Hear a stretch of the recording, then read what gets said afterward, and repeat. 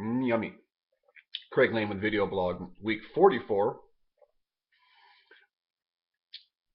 Craig Lane with Health Alchemy.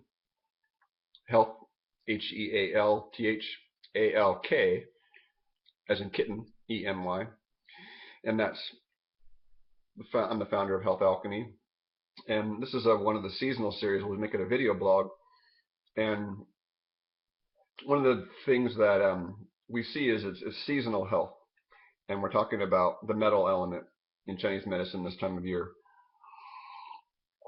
And each part of the world, each bioregion, if you will, has a different sort of, what's the word, dominant element in each season, or dominant characteristic.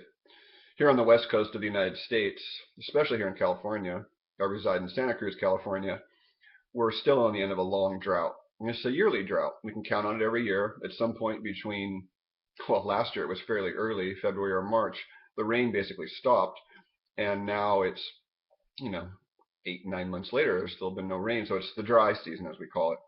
And I call it seed season because everything's gone to seed. And of course, we still have water available. So there's still flowers as we head into the winter. But this is the season where spring is sort of this, everything's opening up, growing. Summer is sort of a lot of fire and growth still. Then it starts to balance, and then we have the harvest season in the late summer and the early fall. And then now things are, fruits falling from the trees. If we don't have mankind's intervention, then so one of the practical aspect of today's video blog is the metal element, the paired organs with this element, if you will, in Chinese medicine is the lung and the large intestine. And you're going to take my word for some of this stuff, in that you can look it up for yourself on Google. You take my word for some things about contradictions that may come up and paradox that may come up that we see so often in health and in spirituality. And one aspect of the metal element, because the lungs breathe in air, and the air element isn't featured in Chinese medicine, the 5 elements there, but it is in every other tradition almost around the world, in each of the 4 directions of the Native American, the Greek systems, even in Ayurveda and their quote-unquote 5-element system, which does not include wood or metal. It doesn't have air and ether. To intelligently talk about these things, sometimes we have to translate what's not translatable. So we'll keep it practical today. And the breath, this one aspect goes in the lungs. The large intestine, we could call it the sludge or the waste or the liquid and the solid, or the earth and the water channel comes out that way. And since it's the dry season, then when things are dry, then in Ayurveda they say that the vata tends to be deranged. We can become uprooted.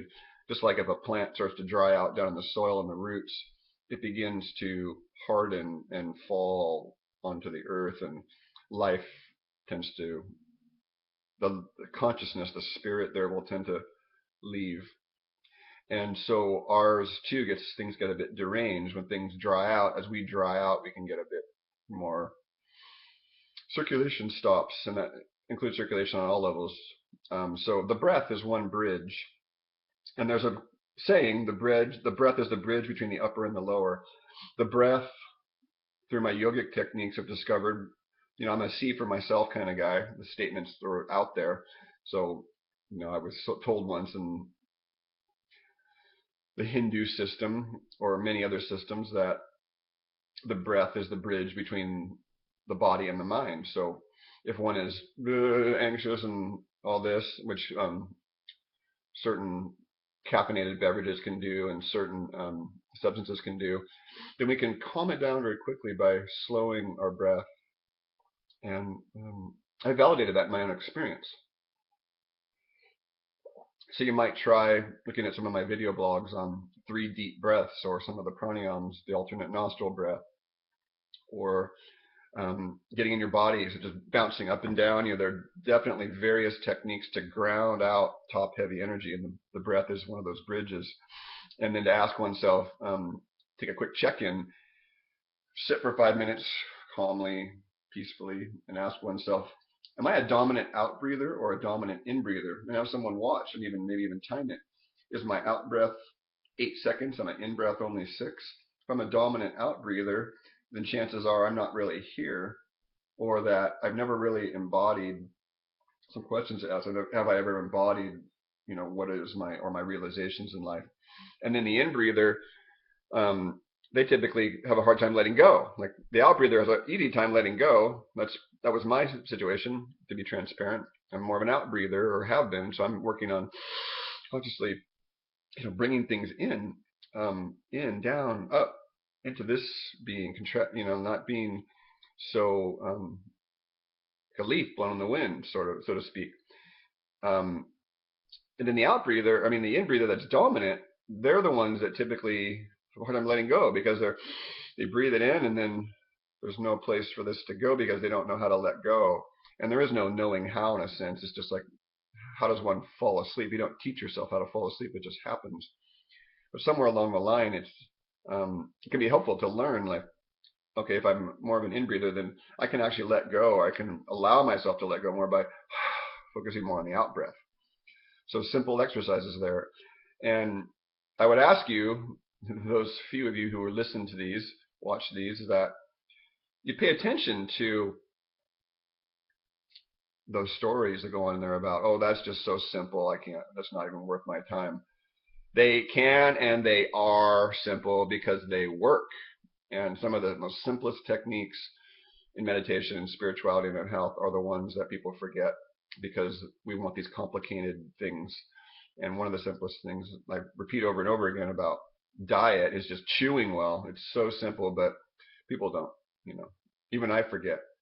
So the last thing about breath is the rhythm of the breath. Are we a fast breather? Do we breathe tightly? Are we a overly slow breather? And noticing, is this the rhythm of our life? And there's in this rhythm, there's a certain natural rhythm that we have that sort of we can become aware of. And that's where the nice thing about breath is that it's unconscious when we're not aware of it, and we can make breath conscious. And how's the rhythm of that? When we become conscious, what are the stories that when we were unconscious? My story was, for example, sitting and meditating in the early years and being off in a story, or a judgment or a fantasy, and then popping back in and going, there's this voice that would just arise so quickly. I never got a handle on it until years later. But it was, oh, you idiot, you've been asleep too long. And that was that was the doorway, if you will. What is that voice? Who are you? What do you want? What do you have to offer me? So what's the rhythm of that? Is that the pattern?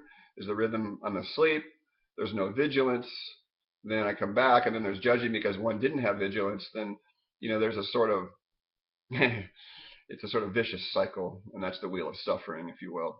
What the Buddhist calls.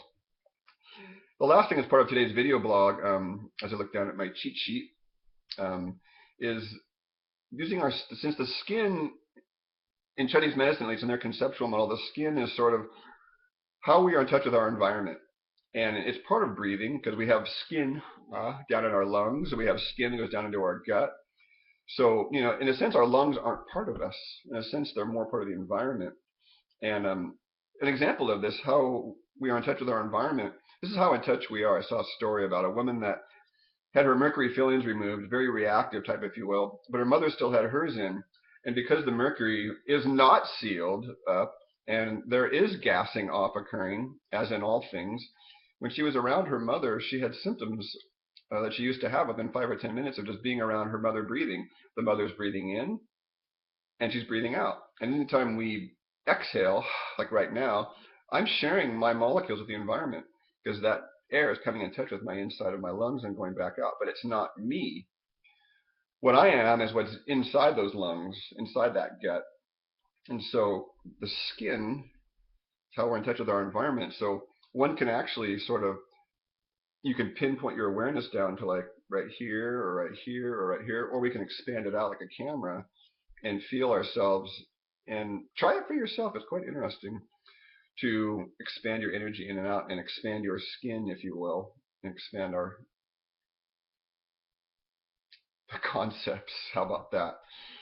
So this is Craig Lane with Video Blog.